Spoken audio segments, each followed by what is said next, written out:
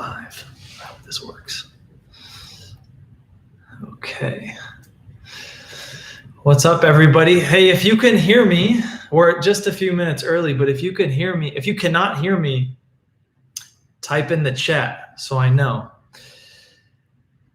The chat, though, that just came in about reviews. So it's a good question. There is a strategy for submitting claims to Airbnb. I'm assuming you're talking about claims. You said Airbnb customer service, paying attention to an issue and responding promptly. I assume you're talking about a resolution request. You have to, I know it's easy to get upset and frustrated with them, but you really have to be as nice as you can to the Airbnb agent. Also, it's kind of roll of the dice, whoever you get at that time. I've had some claims which I thought were bulletproof that didn't go through. And I think it's because of how I handled the claim, and then other claims that went through so easily. The link I added, go to that. There's like 4 ways I have on how you can reach out to Airbnb. But I want to ask you guys, there was some recent news that came out about Airbnb not allowing folks under 25 to rent your Airbnb. It's going to be on that Slido app. I'm going to make the question live now. So let me know your opinion about that. Oh, I think you can only do one at a time. This is my first time, by the way. Thanks for tuning in. Okay. Dovey, yeah, sure, I can cover that. Hey, Charles. Ernesto from Mexico. Marida. All right, my clock says 8. Where's everyone from, by the way? Type in your city or country. All right, thanks, Charles. So let's get started. Thanks for everyone who added some questions on that app. Let me know if you liked it. So I'm going to go through a lot of the questions that got the most votes, and then I'm going to go through some other questions that were there was numerous people asking the same question. Additionally, if you have questions, throw them in the chat, and I'm going to answer some of those live right now as well. To start off, I just want to announce 4 tools that either are live or are going to come live. The Airbnb title generator. That is live as of a week ago. I'm going to post a link in the chat here. Give that a look. I spent quite a bit of time on that. It kind of gives you my strategy and how I do titles. It's free. In about a month, I'm going to release a gigantic paper that's going to tell you things you need to do to rank high in Airbnb search. I got a data scientist getting a bunch of data from Airbnb, and we're going to figure out what factors play the most part in your search rank. Be on the lookout for that. Additionally, 2 more things, and then we'll get to the questions. First of all, Airbnb revenue calculator for those folks who aren't sure about, I got some questions. Hey, where is the best place to invest in Airbnbs? And so I can't answer that. It requires a conversation, but this will help you at least. Additionally, on my AirDNA review, I have an Excel document that I have in there, which it tells you how to figure out your cash flow in any city around the world. Lastly, those of you who use third-party pricing tools, Price Labs, Beyond Pricing, Wheelhouse, I'm going to create a tool right now where you don't have to go to all 3 of them to figure out which one might be best for you. The tool will lay out, based on your Airbnb listing, the 3 prices, so you can kind of see which is best in for your situation. Okay, so thanks for tuning in, everyone. I'm a little bit nervous. I got to be honest. This is my first YouTube live. I'm just glad you all can hear me. So let's jump into it. I got a lot of questions about Airbnb Plus, and that's always a hot topic. I've written a blog post. It's called The Definitive Guide to Airbnb Plus, and it is. I don't have any Airbnb Pluses. I'll tell you why in a second. But I have a video and a blog post. I'll put a link in the chat right now to it. What it comes down to is If you're already an Airbnb Plus host, like you're doing all the things already, then it makes sense to apply to be Airbnb Plus if you can in your city.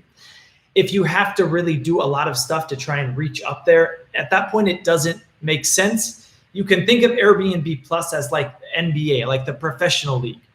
If you can either be a mediocre Airbnb listing in the professional leagues of Airbnb Plus, or you can be a great listing in the regular Airbnb listing. So if you're just an average listing, then it doesn't make sense to go to Airbnb Plus because now you're competing with really, really high quality properties.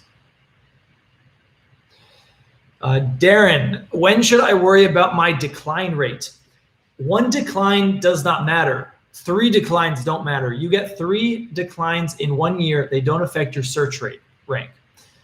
Airbnb for search rank, they pay attention to patterns. So if you have a pattern of declining 50% over months, then you're gonna decrease in your search rank. A guest, when they decline you, your calendar looks available, you decline them.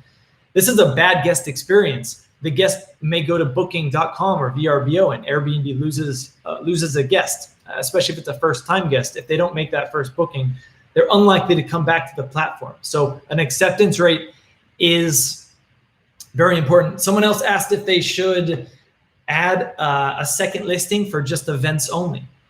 No, you should not, because they're getting a lot of questions about events on their listing or one or the other. There's a lot of websites out there for events. Pure Space is one of them. Just type in Airbnb for events. A few of these come up. That's what I recommend. An easy question, what insurance should you use for your property? I recommend Proper Insure. I'll put a link here for them. By the way, those of you who are signing on, that other application, Slido, I have a couple questions on there about how many properties you have, when you think Airbnb will go public. By the way, tell me in the chat, I think this might be easier. Do you think Airbnb will go public in 2020 with the coronavirus going around, affects short-term rentals, with the presidential elections in the United States? What do you guys think?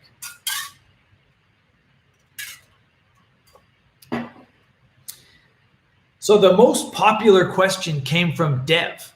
It said, what kind of questions should I ask hosts in Facebook groups to gauge their interest in managing their listings?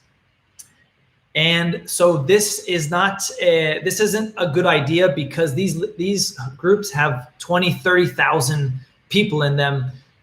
It's just not targeted enough. Maybe 100 people see you if you're live in just one city. It just doesn't make sense. So I wouldn't do that. So then you're wondering, where should you go? Get more specific. Go to meetup.com and see if there's Airbnb events or groups in your area. I posted a couple of years ago on the Airbnb Community Center. I posted for Airbnb property managers in Dallas, Texas, very specific.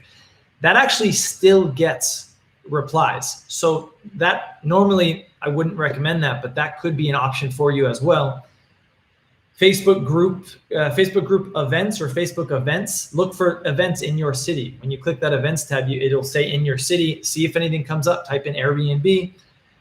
Google is your friend. Type in Airbnb your city, see if there's any events. And in a lot of these big cities, there are active Airbnb type host groups. These are much better targeted for you. One of the other popular questions are strategies. I'll do this one and then I'll look through the chat and see and answer a question from there. I see some coming in now. So strategies during slow season in a tourist-centric area. So this one got a lot of votes. This is important. I wrote a blog post on slow season strategy. I will paste it here. Slow season, if you're in the middle of slow season, you can't do much. You can do a few things, but slow season strategy starts 3, even 6 months before slow season. Because you want to, first of all, you want to open your calendar up for that slow season. So when it's the tail end of busy season, let's say your slow season is November to April, If that's your slow season, then when you get to like August, September, you want to open your calendar to 6 months so that you're all the way to March, April, so that people can book, because you want to get in a few bonus reservations. Oh, by the way, I forgot to mention, this live will go for 30 minutes at the end, because, I'm thinking of this is my new listing. I've never done a live before. Even if I did do a live, there might be some kinks I'm working out. So as a good host, I'm going to offer you guys at the end of 30 minutes, in 22 minutes, I'm going to offer a discount for the whole site. So stay tuned for that. And it's to say thank you for signing on, and thanks for dealing with me if there's any issues. If there are any issues with sound or whatnot, throw me a chat.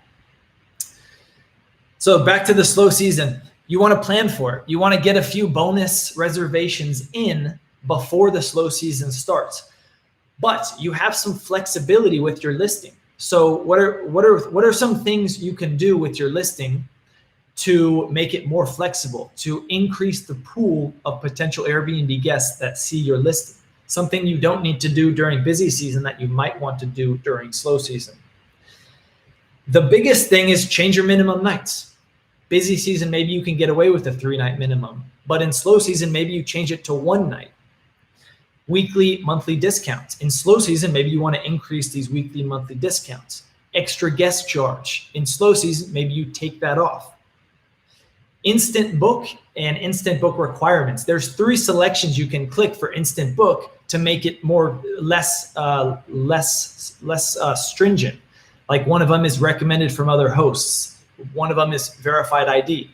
While that increases your risk to getting maybe a not so good guest, it does increase, but most guests are good. I just published a blog post about how you can vet for guests. The overwhelming majority of Airbnb reservations turn out fine. 0.5% of Airbnb reservations result in a resolution request. That's 1 in 200 reservations. That's about 1.5 years for one reservation. Average reservation is 3.5 days. One time in 1.5 years, you'll make a resolution request, and that's of any dollar amount. That could be for $10, though I don't recommend you submit resolution requests unless they're of a significant amount. So there's just a few other things you can do with your Airbnb during slow season to make it more flexible, to attract more guests. You can allow child and infants. Maybe you don't do that during busy season, but you can do that during slow season. Make it pet friendly. I have a blog post about making your place pet friendly. This is huge. A lot of people travel with pets, and there are so few listings that are pet friendly.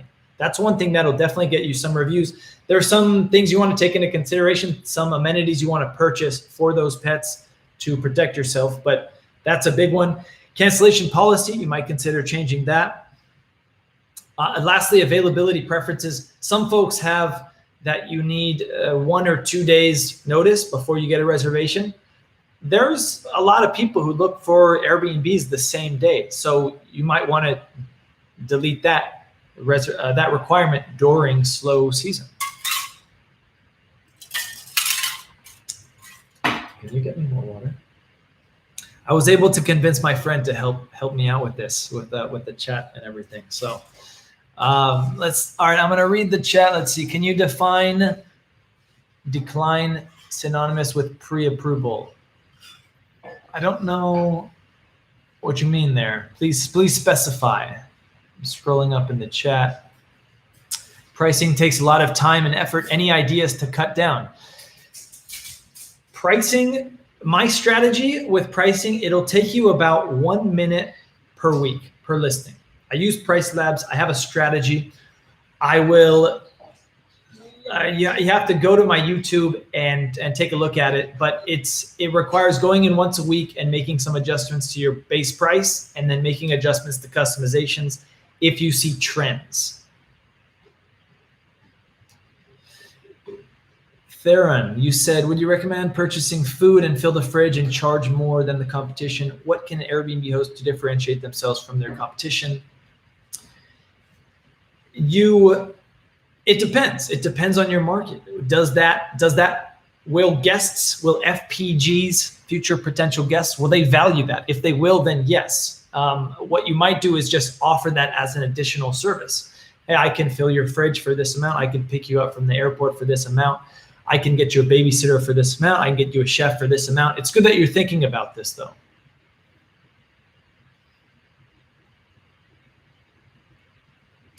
All right, there was a few questions that I'm not going to answer, but just a general tip in asking questions. There was, what reasons would Airbnb remove a listing? And then there was a few, I'm just going to call out two. What questions to ask a VA to kind of take over your responsibilities? There's these questions, they're too general. So just the feedback is, I want to help you guys, but if it requires a conversation to go back and forth, chat, I'm talking about chats on my website and emails as well, and comments on YouTube and blogs. I want to answer questions, but if it's going to take a lot of back and forth, it's not really possible. It's not feasible. So have a direct question, have a specific question. Someone else asked, where is the best city to buy a rental for positive cash flow? So this one also, it's very general. There's no answer for that. It depends. It depends on what country you're in, for example. But there are some websites you can use. All the Rooms I really like. They're coming out with a new dashboard for Airbnb hosts in about a month. AirDNA, Mashvisor, Vacation Renter. These are all ones that have analytics for you to help you decide for yourself. Additionally, I mentioned it before, but AirDNA Review, I have an Excel document that will tell you how to measure your cash flow. Thoughts on adding guest comment cards? Okay, so are you talking about, I think, live, maybe adding them in your Airbnb upon checkout? Yeah, that's okay. I would say test it and figure it out. What I do is 3 hours before the checkout, I send all of my guests the same message. And I say, hey, guest first name, thanks for leaving the place in good shape. Tomorrow, I'm going to leave you a 5-star review. And then I ask for feedback. And some guests give lengthy feedback, whereas they probably wouldn't if you're not asking for feedback. By the way, that question is good to use because my review rate on Airbnb is 90%. The average review rate is 70%. As a guest, I've stayed over 1,000 nights in Airbnbs. And as a guest, if I'm checking out, sometimes if there was an issue or whatnot in the Airbnb, I don't know if the Airbnb host hates me, if they're going to leave me a bad review. I'm speaking as a guest now. So I'm kind of hesitant to reach out to the host. I'm kind of hesitant to even leave the host a review. So that post-checkout message is very, very important. Send one to your guest if you're not already, and ask for feedback.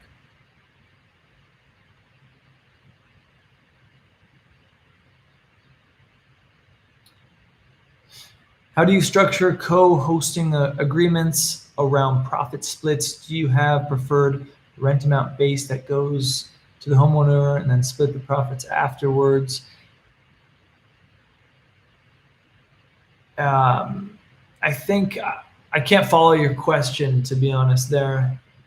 Thoughts on title strategy for a mirror image duplex property with 2 listings, same title with 2? So if you have multiple listings, that's a good question. If you have multiple listings in the same apartment, or alternatively, if you're in an apartment that's Airbnb friendly and there's a bunch of other apartments available, think about, in this case, no longer is the pool or the building amenities all that interesting because any apartment building has those. In this case, what's important is what separates you from your immediate competition in that building. So what floor are you? Are you on a corner unit with an extra long balcony?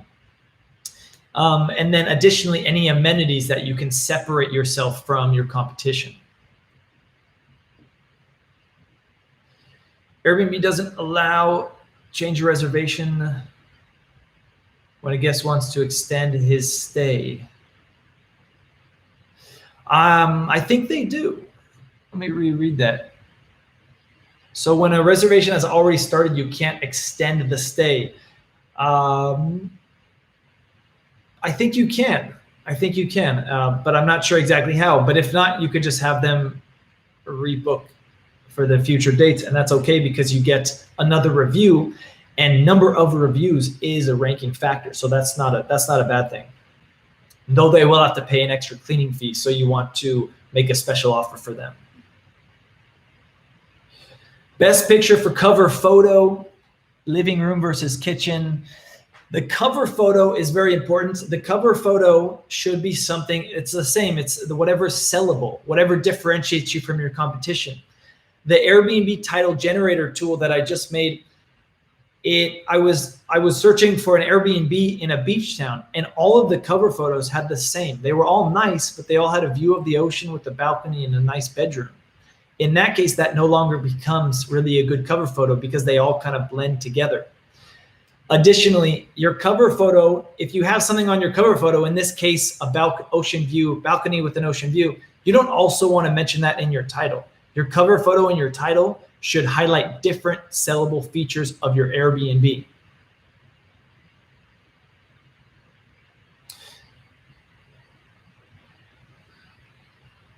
All right, someone asked about booking and conversion rate. So they're talking about on your Airbnb, in your data in the back end, Airbnb is going to provide you with a lot of data. And just to be very frank, I don't trust this data. The data is different on your cell phone than it is on your computer.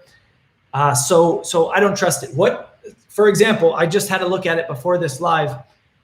They don't show conversion rate anymore. When they did, it seemed like everyone was about 3 to 5%. Now what they show is book rate. My book rate is anywhere from 29% to 95%. But then my contact rate, for example, for the 95%, the book rate, and Airbnb explains it as for any unique view, how many people are booking, 95%, that's crazy high, right?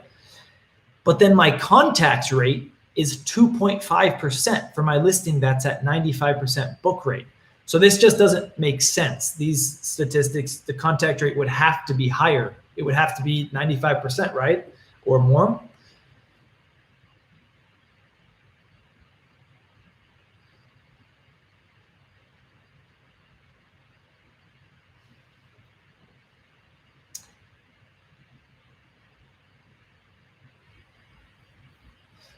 I'm reading the chat here.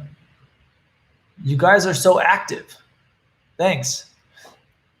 By the way, I asked everyone where they're from. I'm in Vietnam. I'm in Saigon, Vietnam.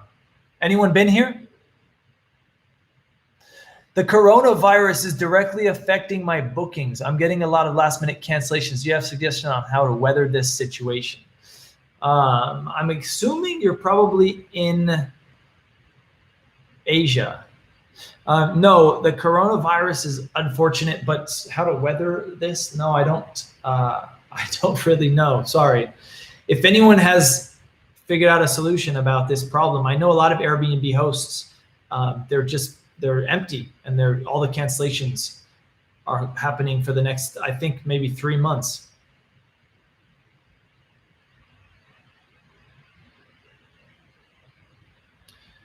Buffalo has many fraudulent local guest requests. What does that mean, fraudulent? How do you know they're fraudulent?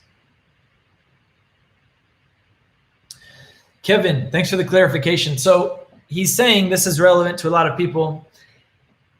If I deny their pre-approval, is that considered a cancellation, or does it affect rankings? If you deny a pre-approval, you have to have first given a pre-approval. I don't recommend you give a pre-approval. You don't need to. If someone's I never give a pre-approval. If someone's going to book your listing, they're going to book your listing. By the way, if you'll notice, something that I've noticed is anyone who sends me an inquiry with a bunch of questions, they're probably not going to book. It's interesting. Most of my bookings come from Instant Book. People who ask a bunch of questions, I answer them. I have the few properties that I manage. The host asks me sometimes, how come you didn't answer all these questions or answer more in detail? It's because the vast majority of times people are asking questions. They're asking questions to 5, 6, 7 listings, and they're not going to book you. Additionally, I know I'm going to get booked, like 90% chance I'm going to get booked. So, and these guests I find as well, they're kind of extra picky. Guests who ask a lot of questions, they need a little hand holding. So I'm not saying don't answer questions. I'm just saying I wouldn't recommend you, for time's sake, don't go back and forth with the guest trying to ask a bunch of questions, trying to get discounts. It usually, in my experience, doesn't work. Is that true for you guys? If it's not true, I'm actually curious. All right, let's check. I see some numbers. I like numbers, so I'm going to read this chat. To guests right away, never cancel on a guest, 97% 5 stars, change my cancellation price, calendar price almost every day, yet still, okay. Okay, first of all, if you're manually changing your calendar prices, stop wasting your time. It's not helping you. So you're saying you're on page 10 to 15. So the question generally is, how do I rank higher in search? You've never canceled. Okay, I get it. You've never canceled. You have 97% 5 stars. You change your calendar prices almost every day, yet you're still on page 10 to 15 for your location. Okay, first of all, you don't know that you're on page 10 to 15 for your location because Airbnb personalizes searches. For any particular guest, your listing it depends. If that guest has booked as a family in the past and your listing is family friendly, you're going to be ranked higher. If this guest is a business traveler and you've never had a business traveler, you're going to rank lower. So these are individual searches. Now, what should you pay attention to? Because I get these questions all the time. I'm on page 10 or 15. All right, show me your calendar. And their calendar occupancy is great. Pay attention to calendar occupancy. Don't pay attention to your Airbnb listing views. Ignore them. Totally ignore them. The only thing you can pay attention to is your occupancy rate. Your occupancy rate will determine your price. If you think you're on page 15, but you're at a 50% occupancy rate in the next 30 days, you're doing great. Ignore all that stuff. Occupancy rate. Tara, do you think it's acceptable to add a note to the rental saying it's better to book direct due to service booking fees?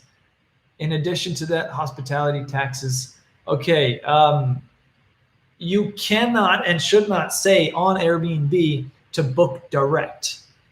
It's against the policy.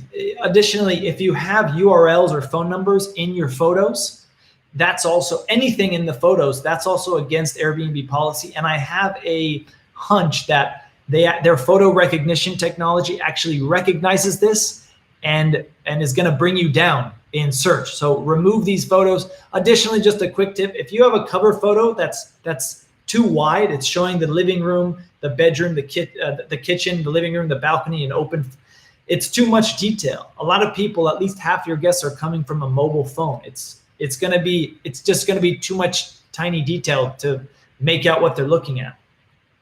Do it. So my recommendation is the cover photo should be a photo of one space, beautiful kitchen, a beautiful bathroom with a rain shower, a living room with a balcony in the background and a nice big TV, maybe with Netflix, that red Netflix symbol on the TV.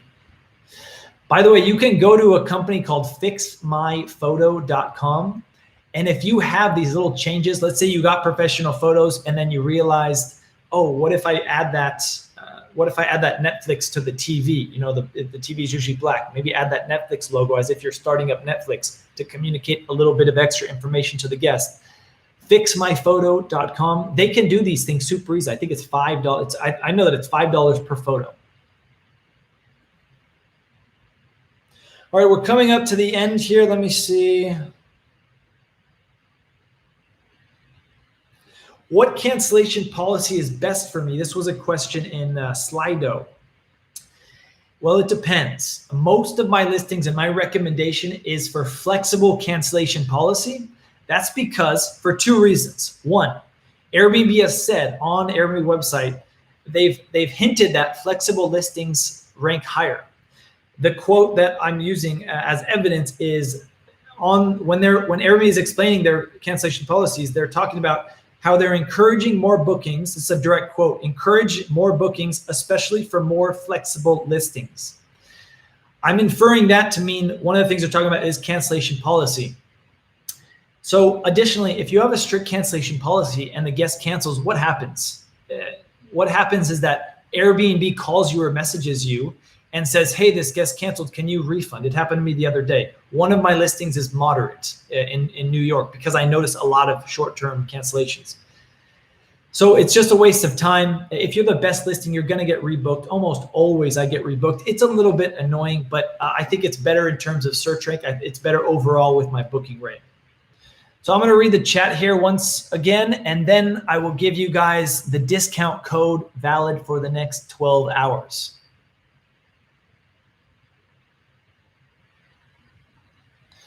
Another insurance, go to Proper Insure. I already posted a link up top, but that's my recommendation, proper.insure, I think it's called. Here, I'll post a link one more time.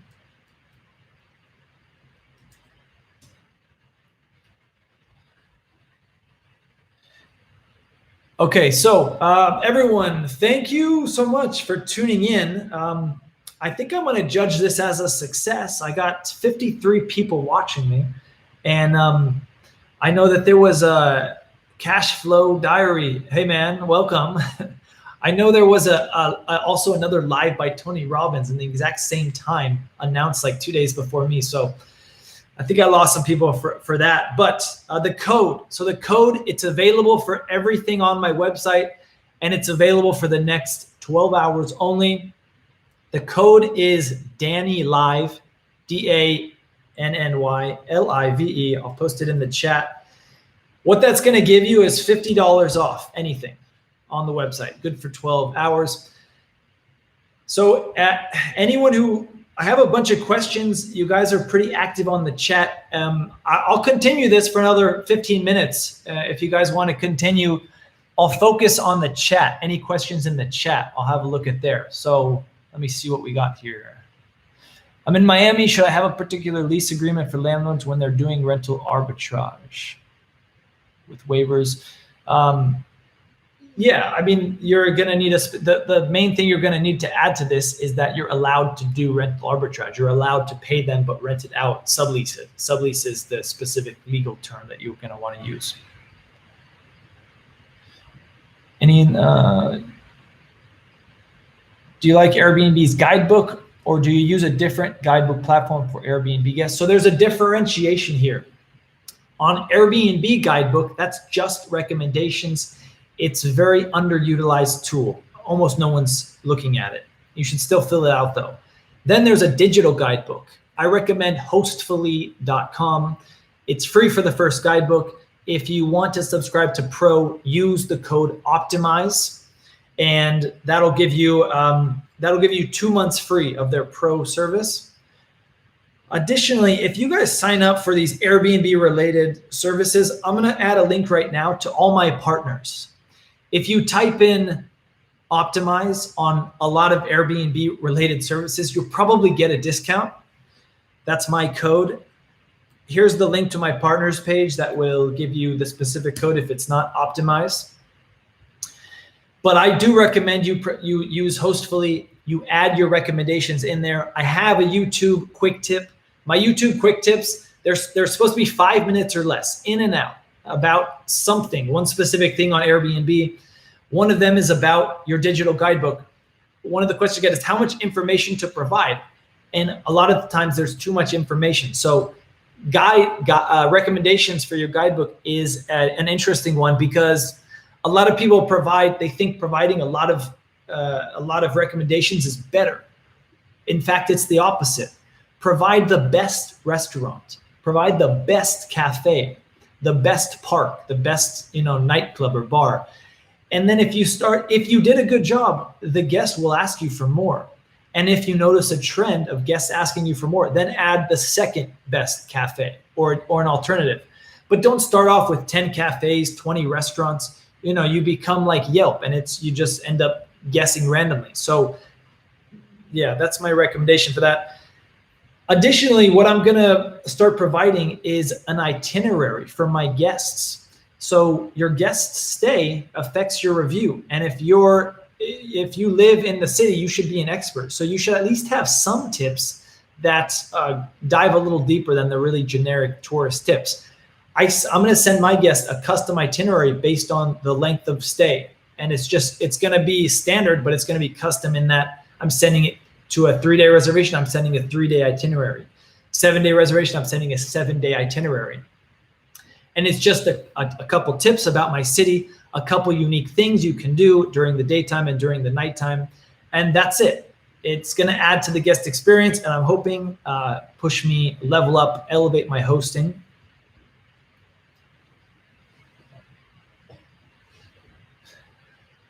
All right. I'm reading the chat now.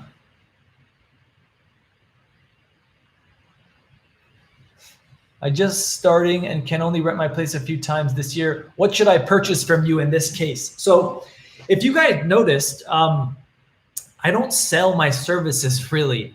I honestly don't want you to buy my services. I want you to go to my blog and my YouTube and get this stuff for free. I've added a search feature on my blog. I don't have any secrets. People ask me this time because I worked at Airbnb. So you must know all the secrets. No, not really. It's common sense. All of my secrets, if I had any, I published them on the blog. I published them on my YouTube. So if you have extra time, the only reason you'd hire me is if you want to save your time. You're just hiring the expert to do it for you. But most of my information is really on the blog. So I encourage you, just go there, search it first, see if the question is answered, and then you don't have to pay me.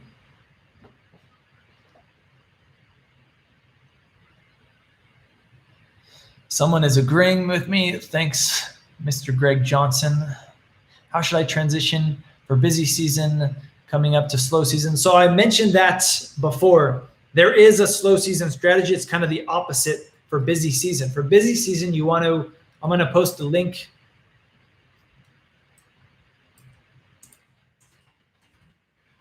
Posting a link now to my slow season strategy. It's kind of the opposite. So for busy season, you want to restrict your calendar, because if you restrict your calendar, the only people booking 3-6 months in advance are discount shoppers, bargain shoppers. You don't need that, especially during busy season. You do need that during slow season.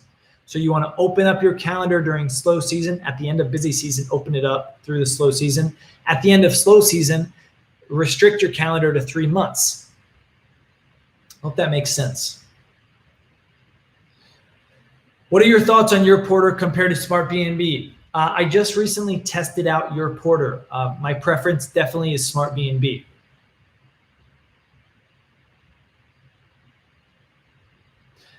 I know my conversion rate is low. My prices are high because we are the best in the area and have great reviews, but I get booked and have high occupancy. But will this affect my rankings? It sounds like your occupancy is high, so it doesn't matter. I'm not sure what you're asking. You can clarify. All right, I'm going to answer a couple more questions. Hey, looks like we got a spam comment. So let's see. What are the best ways to avoid gap days? Well, Brendan. So the best and the only way to avoid gap days is if you have a 2-day minimum. Let's say 2 days are booked, 2 days are booked. 1 day is open. That's a gap day or a gap night. Go to Price Labs, and there's a customization on there that enables you to book these gap nights. So your minimum is 2 nights, except if you have a gap night. Same thing works if your minimum is 3 nights, but you have a gap night of 2 nights. The customization on Price Labs allows that 2-night gap to be booked. You can search on my YouTube. I have customizations, all Price Labs customizations. You can actually click the minute and the second and click only that customization to get information. So the video is 20 minutes long, but I have it broken down by timestamp, each customization. Okay, I'm gonna do one more question. Everyone, let's see.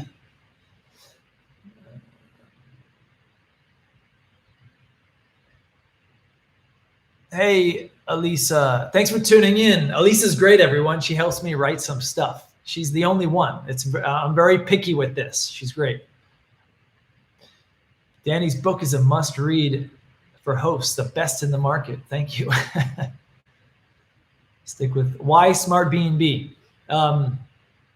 Okay, well, I have a review on SmartBnB, but it's more user friendly, it is cheaper, and it allows for more functionality. There's a few other things. They're making more improvements. They're making more improvements day by day. Yeah, it's maybe read the blog post. Read the blog post and then ask questions. That blog post is quite specific. I also have a review on my YouTube about the new dashboard about SmartBnB. Does having a low conversion rate affect your ratings? Yeah, so Airbnb does look at clicks, but they also look at conversion rate. So you want to balance those two things. But again, focus on occupancy.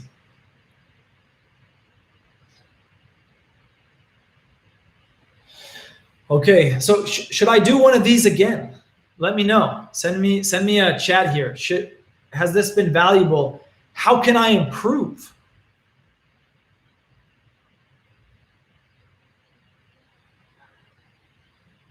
I'm just reading the final chats here.